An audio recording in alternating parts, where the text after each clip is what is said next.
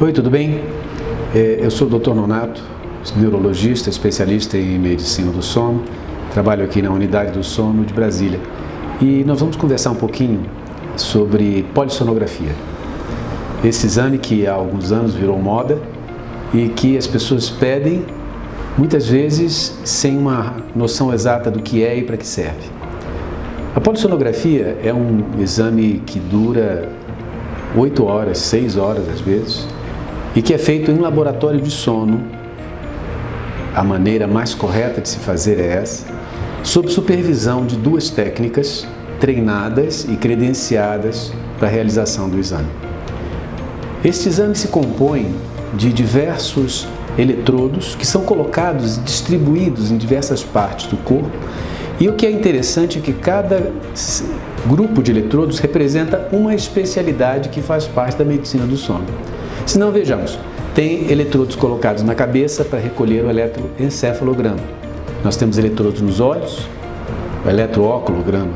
Tem eletrodos para captação do fluxo de ar que passa pelo nariz, que passa pela boca. Existe também um eletrodo colocado em cima daqui do pescoço, da região da laringe, para se identificar o ronco. Existe uma cinta torácica e uma cinta abdominal para nos mostrar as que nós chamamos incursões, os movimentos respiratórios dessas 2 regiões. Eletrodo colocado no dedo para a gente medir o quanto de oxigênio que o paciente tem durante a noite inteira. Existe também eletrodos nas pernas para que a gente possa detectar movimentos que esses pacientes façam à noite, caracterizando às vezes até algum tipo de transtorno motor durante o sono. A quantidade de informações recolhidas é muito grande. É preciso haver, portanto, uma calibração de cada um desses eletrodos que é feita antes do exame ser começado. Não se pode simplesmente colocar o paciente lá e começar o exame. É preciso que a gente tenha certeza que todos os sinais que saem dali do paciente estão chegando no aparelho. Obviamente, o paciente, ao marcar o exame, recebe uma lista de itens através dos quais ele se preparará para fazer o exame. Não pode fazer, por exemplo, o exame com a cabeça suja, porque o sinal que sai do eletroencefalograma é muito sensível. E aí por diante, nós vemos também a necessidade de se trazer a roupa de cama que o próprio paciente utiliza em casa, para que ele fique o mais confortável possível no quarto da polissonografia.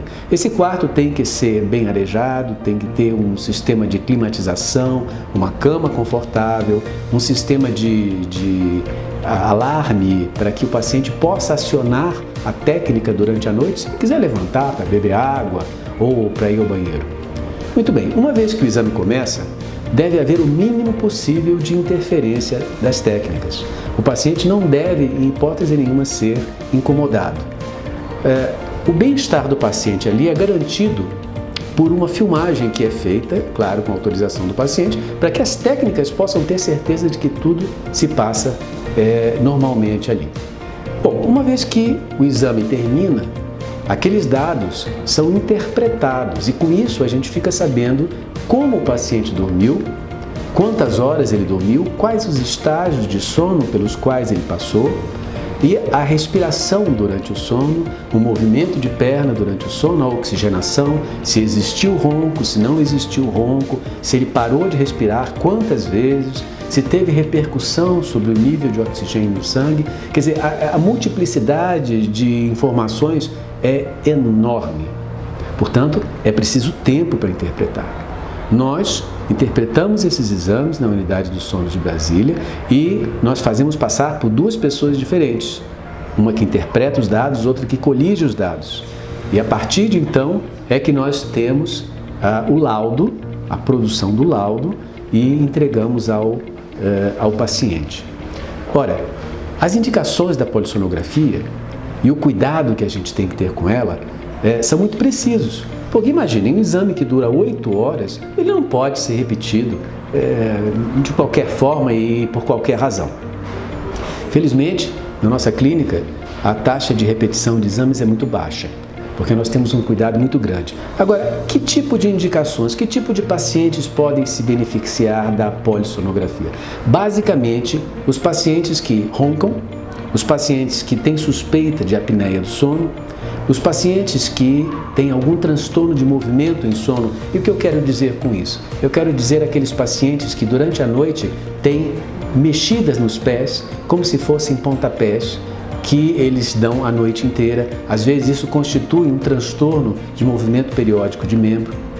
De forma que a indicação da polissonografia é basicamente para isso. Obviamente nós temos também os transtornos de comportamento durante o sono. Os sonâmbulos, as pessoas que têm terror noturno, as crianças geralmente, isso tudo pode ser muito bem investigado durante um exame polissonográfico.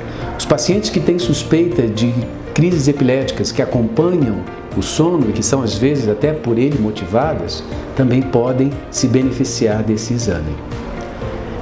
O exame de polissonografia precisa ser feito por pessoas gabaritadas, por pessoas que tenham a formação mínima para a confecção do exame e para a sua interpretação também. Existem atualmente no Brasil diplomas para técnicos fornecidos pela Associação Brasileira do Sono após a realização de prova. Da mesma forma, para médicos em polissonografia, esses diplomas também são concedidos pela Associação Médica do Brasil em convênio com as especialidades médicas mais importantes. Era basicamente isso. Se você tiver alguma dúvida a respeito, entre em contato conosco.